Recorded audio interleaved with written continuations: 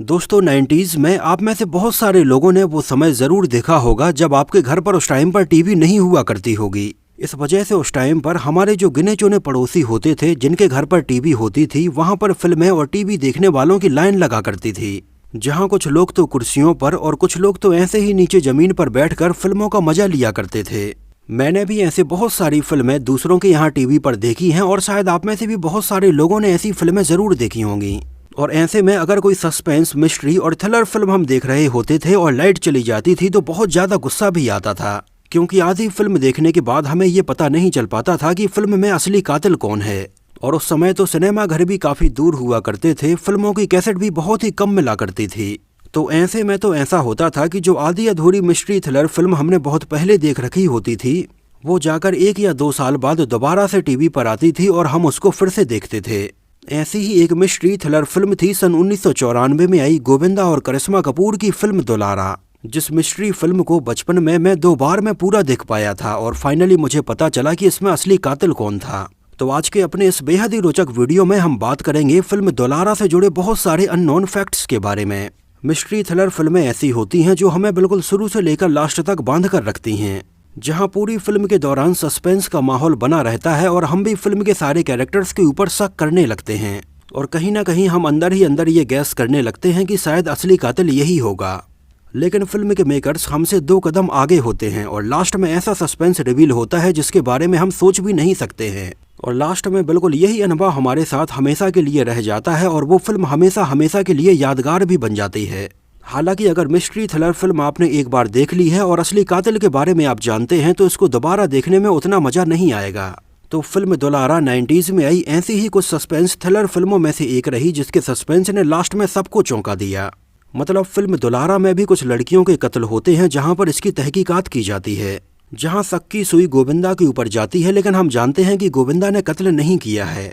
कुछ और कैरेक्टर्स के ऊपर भी हमारा शक जाता है, लेकिन अगर आपने ये फिल्म पहले नहीं देखी है तो आप कातिल को नहीं पहचान पाएंगे और फिल्म का सस्पेंस वाकई में आपको हैरान कर देने वाला है। हालांकि ये फिल्म अब आज से काफी पुरानी सन 1994 की है, तो हो सकता है कि आपको ये फिल्म देखते टाइम पर अब आज के टाइम पर उतना मजा ना आए, लेकिन आप यकीन मानिए कि फिल्म दुलारा जिस समय रिलीज हुई थी और जिसने भी ये फिल्म देखी, इसके सस्पेंस ने लोगों को वाकई में हैरान कर दिया। हालांकि ये अलग बात है कि फिल्म दुलारा उस समय बॉक्स ऑफिस पर अच्छा कलेक्शन नहीं कर पाई थी और एक फ्लॉप फिल्म रही थी। हालांकि उस समय इसके फ्लॉप होने के पीछे बहुत सारे रीजन थे जो हम इस वीडियो में आगे डिस्कस करेंगे। लेकिन इसमें comedy, suspense, mystery, thrill, dance, गाने और लगभग वो हर एक चीज थी जो उस समय लोग फिल्मों में देखना पसंद करते थे। लेकिन इस तरह की मिस्ट्री और थ्रिलर फिल्में बनाना हमेशा से ही बॉलीवुड में एक काफी रिस्की जॉनर रहा है और इस जॉनर में हमें काफी कम ही अच्छी फिल्में देखने के लिए मिल पाती हैं। 60s, 70s और 80s में विजय आनंद, राज खोसला और BR चोपड़ा की कुछ यादगार क्लासिक मिस्ट्री फिल्में रहीं जो लोग आज भी देखना पसंद करते हैं, जैसे तीसरी मंजिल, वो कौन थी, धुंध, इत्तेफाक जैसी और भी बहुत सारी फिल्में। लेकिन 90s आते आते ऐसी थ्रिलर मिस्ट्री फिल्में खत्म होती चली गईं और 90 के दशक में हमें कुछ ऐसी गिनी चुनी फिल्में देखने के लिए मिली जिनमें गुप्त, खिलाड़ी, बाजीगर और डर जैसी पॉपुलर फिल्मों के अलावा दुलारा, तीसरा कौन और यार गद्दार जैसी काफी कम पॉपुलर फिल्में भी शामिल हैं, जिन फिल्मों को शायद आप में से बहुत सारे लोगों ने मिस कर दिया होगा, लेकिन इन फिल्मों का सस्पेंस वाकई में हैरान कर देने वाला था। फिल्म दुलारा रिलीज हुई थी 28 जनवरी सन 1994 को, जिसमें हमें 90 के दशक की सुपरहिट जोड़ी गोविंदा और करिश्मा कपूर के अलावा रंजीत, फरीदा जलाल, सत्यजीत, राकेश बेदी, अवतार गिल, गुलशन ग्रोवर और जावेद खान जैसे एक्टर्स नजर आए थे।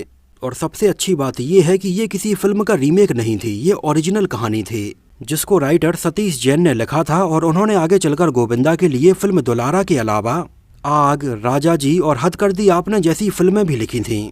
हालांकि आगे चलकर सतीश जैन बहुत सारी भोजपुरी फिल्मों की कहानी लिखने लगे थे।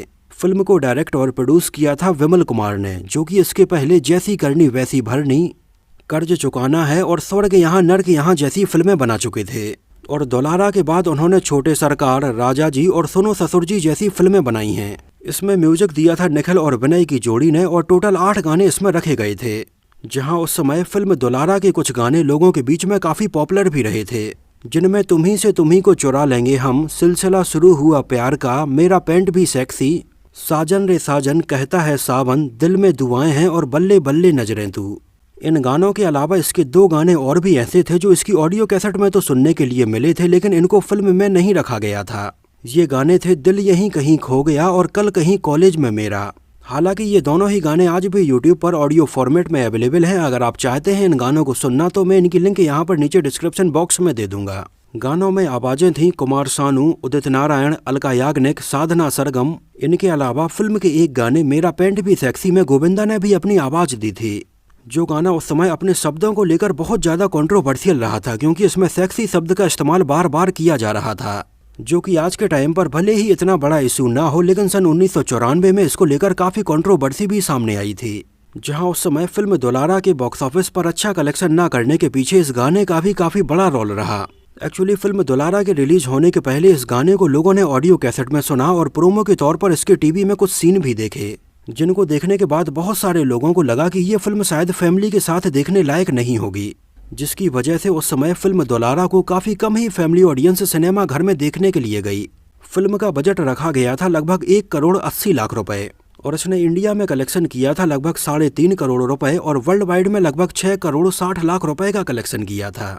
और फिल्म दुलारा सन 1994 में बॉक्स ऑफिस पर एक एवरेज फिल्म रही थी, जहां उस समय इसको लगभग 135 स्क्रीन्स पर रिलीज किया गया था और ये फिल्म सिनेमा घरों में देखने के लिए लगभग 68 लाख लोग पहुंचे थे।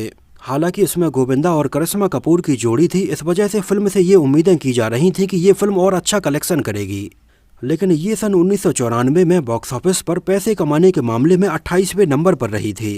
एक्चुअली 1994 में गोविंदा और करिश्मा कपूर की जोड़ी हमें बैक टू बैक 4 फिल्मों में नजर आई थी, जिनमें इस साल ये दोनों हमें फिल्म दुलारा के अलावा राजा बाबू, खुद्दार और प्रेम शक्ति में एक साथ नजर आए थे।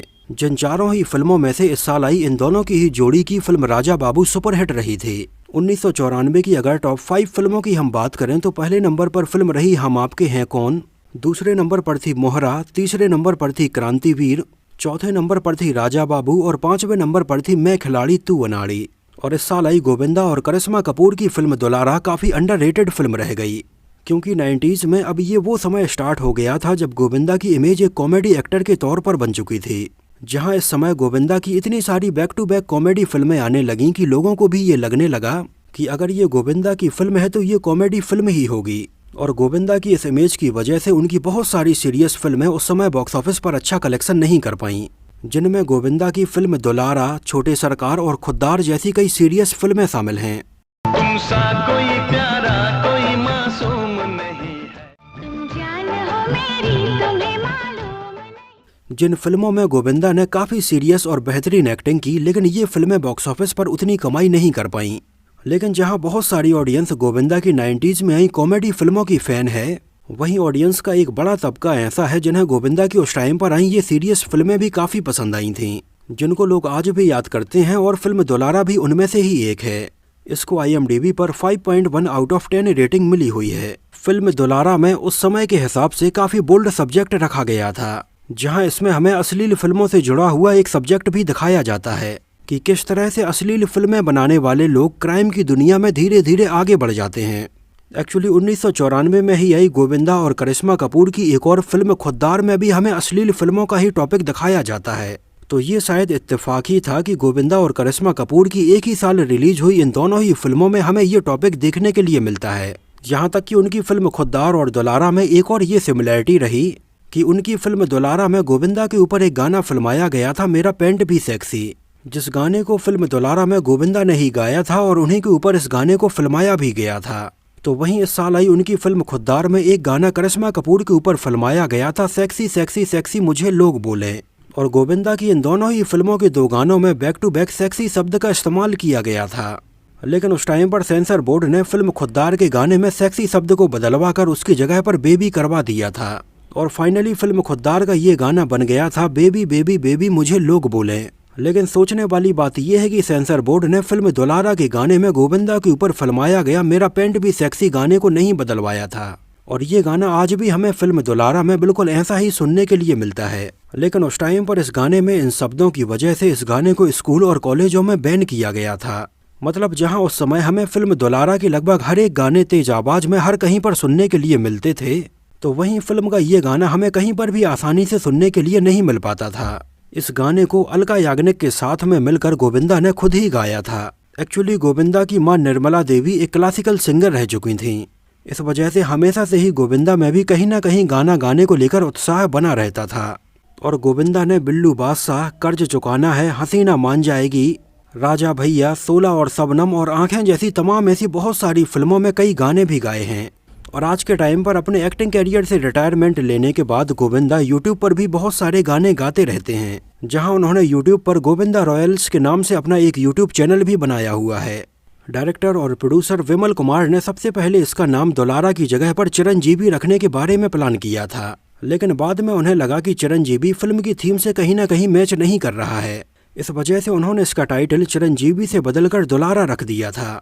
इसके अलावा सबसे पहले फिल्म दुलारा में करिश्मा कपूर की जगह पर गोविंदा के अपोजिट जूही चावला को अप्रोच किया गया था, लेकिन उस टाइम पर फिल्म दुलारा के प्रोड्यूसर कोई बहुत बड़े प्रोड्यूसर नहीं थे और उस समय जूही चावला के पास बहुत सारे बड़े बड़े प्रोडक्शन हाउस की फिल्मों की लाइनें लगी रहती थीं। इस वजह से जूही चावला ने फिल्म दुलारा में काम करने से मना कर दिया था और वो केवल बड़े प्रोडक्शन हाउस की फिल्मों में ही काम कर रही थीं। हालांकि उस टाइम पर जूही चावला के द्वारा इसके लिए मना करने के बाद गोविंदा को काफी बुरा भी लगा था और आगे चलकर गोविंदा की ज्यादातर फिल्मों में करिश्मा कपूर को साइन किया जाने लगा और धीरे धीरे गोविंदा और करिश्मा कपूर की ऑन स्क्रीन केमिस्ट्री लोगों को बहुत ज्यादा पसंद आने लगी। फिल्म दुलारा में हमें जो कॉलेज वाले सीन दिखाए जाते हैं वो SNDT कॉलेज मुंबई में फिल्माए गए हैं। इसके अलावा इसके बहुत सारे scene Wilson College, Sunvilla, Kulkarni bungalow, Kamalistan studio, Filmalaya studio और फिल्म सिटी स्टूडियो में फिल्माए गए हैं।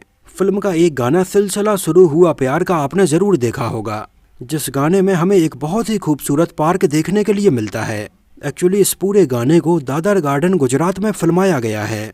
एक्चुअली ये गार्डन 90s में बहुत सारी फिल्मों के गाने फिल्माने के लिए बहुत ज़्यादा फेमस रहा है, जहां सेम इसी गार्डन में कल कॉलेज बंद हो जाएगा, दिल आसना है, ना कजरे की धार और तुमसे मिलने को दिल करता है जैसे और भी बहुत सारे गाने फिल्माए गए हैं।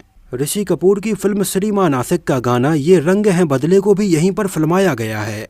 यहाँ इस गार्डन का ये बहुत ही फेमस पुल आप देखिए जो हमें 90s के बहुत सारे गानों में देखने के लिए मिलता है। फिल्म दुलारा का क्लाइमेक्स सीन आपको जरूर याद होगा, जहां पर गोविंदा भगवान के सामने डायलॉग बोलते हुए नजर आते हैं। एक्चुअली फिल्म दुलारा का ये सीन काफी हद तक अमिताभ बच्चन की फिल्म दीवार में अमिताभ बच्चन के ऊपर फिल्माए गए बिल्कुल ऐसे ही सीन से मिलता है, जहां पर अमिताभ बच्चन भी भगवान के सामने बिल्कुल ऐसे ही डायलॉग बोलते हुए हमें नजर आते हैं।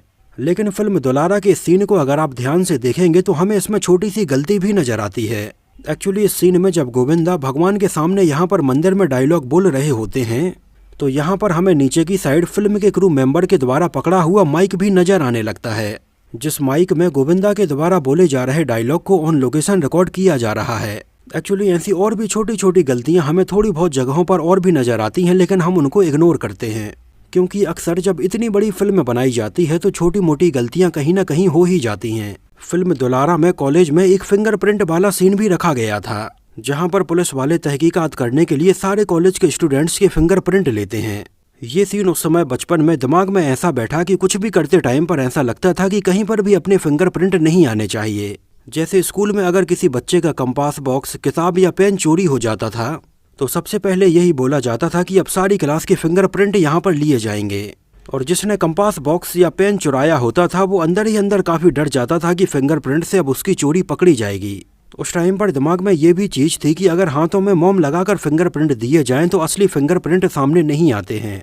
बचपन में ऐसी बहुत सारी चीजें फिल्में देखते टाइम पर हमारे दिलो दिमाग में बैठ जाती थीं, और उस टाइम पर गूगल और यूट्यूब का भी जमाना नहीं था कि फट से हम इन सारी चीजों के बारे में सर्च कर सकें। उस टाइम पर तो जो हम अपने आसपास देखते थे और दोस्तों से सुनते थे उसके ऊपर यकीन करने लगते थे। फिल्म दुलारा के कुछ इंटेंस सीन में हमें ये म्यूजिक भी सुनने के लिए मिलता है।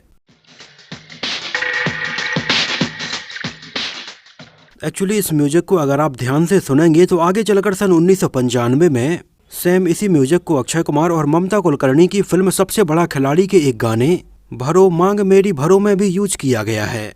आप फिल्म दुलारा का ये बैकग्राउंड म्यूजिक और भरो मांग मेरी भरो गाने का म्यूजिक यहाँ पर मैच करके देख सकते हैं।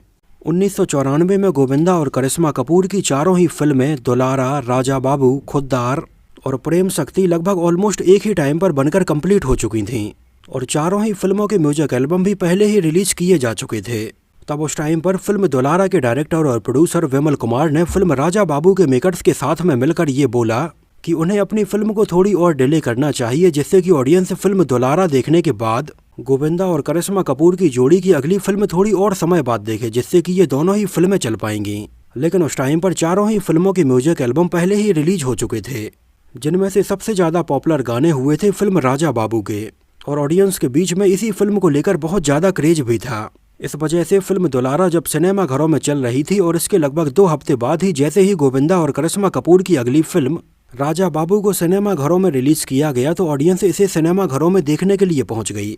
और फिल्म राजा बाबू की पब्लिक के बीच में ज़्यादा डिमांड को देखते हुए धीरे धीरे इसके शोज बढ़ने लगे और फिल्म दुलारा के शोज घटने लगे। और देखते ही देखते फिल्म राजा बाबू के रिलीज होने के एक ही हफ्ते के अंदर फिल्म दुलारा पूरी तरह से सिनेमा घरों से बाहर हो गई। नहीं तो अगर उस टाइम पर फिल्म राजा बाबू रिलीज नहीं होती तो शायद फिल्म दुलारा कुछ और समय के लिए सिनेमा घरों में चलती रहती। फिल्म दुलारा गोविंदा और विमल कुमार की साथ में आई पहली फिल्म थी। इसके बाद इन दोनों ने साथ में सन 1996 में आई फिल्म छोटे सरकार में और सन 1999 में आई फिल्म राजा जी में एक साथ काम किया था। फिल्म दुलारा के एक सीन में गोविंदा हमें कॉलेज में कुर्सी से फाइट करते हुए नजर आते हैं। एक्चुअली ये कुर्सी से फाइट करने वाला सीन इसके 1 साल पहले सन 1993 में अजय देवगन की फिल्म शक्तिमान में भी देखने के लिए मिला था। हालांकि इन दोनों ही फिल्मों के ये सीन जैकी चैन की फिल्म से कॉपी किए गए थे। फिल्म दुलारा में गोविंदा की मां हमें फरीदा जलाल बनी हुई नजर आई थीं, जिन्होंने पहली बार किसी फिल्म में गोविंदा की मां का किरदार निभाया था। और 1994 में आई फिल्म दुलारा के बाद आगे चलकर सन 2002 में आई फिल्म प्यार दीवाना होता है में भी ये दोनों हमें एक साथ नजर आए थे। इसके अलावा फिल्म दुलारा कुछ ऐसी गिनी चुनी फिल्मों में से एक है जिसमें जाने माने विलेन रंजीत ने एक बहुत ही पॉजिटिव रोल निभाया था। नहीं तो रंजीत को ज़्यादातर फिल्मों में विलेन वाले रोल ही ऑफर किए जाते थे। फिल्म का गाना मेरा पैंट भी सेक्सी काफ़ी हद तक राइट साइड फ्रेड के गाने आई एम टू सेक्सी से इंस्पायर्ड था। इस गाने की लिंक मैं यहाँ पर नीचे डिस्क्रिप्शन बॉक्स में दे दूंगा, तो वहाँ पर जाकर आप इसको चेक करके देख सकते हैं। तो ओवरऑल फिल्म दुलारा सन 1994 के हिसाब से एक अच्छी सस्पेंस मिस्ट्री थ्रिलर फिल्म रही। तो इस वीडियो में इतना ही। मुझे तो उस समय फिल्म दुलारा काफ़ी पसंद आई थी। आप लोगों को ये फिल्म कैसी लगी थी हमें कमेंट सेक्शन में ज़रूर बताना। और अगर आप में से किसी ने इसको उस समय सिनेमा घर में देखा है तो हमें सिनेमा घर का नाम और शहर का नाम भी जरूर मेंशन करना। साथ ही साथ अगर इस फिल्म से जुड़ी हुई उस समय की आपकी कुछ यादें हैं तो वो भी हमारे साथ कमेंट बॉक्स में जरूर शेयर कीजिए। तो इस वीडियो में इतना ही। अगर ये वीडियो आपको पसंद आया हो, मेरी मेहनत आपको पसंद आई हो, तो इसको प्लीज़ लाइक करके मुझे इस बात का जवाब जरूर दीजिए। तो मिलते हैं किसी नए वीडियो में किसी नई फिल्म से जुड़े हुए बहुत सारे अननोन फैक्ट्स और ऐसी ही रोचक बातों के साथ।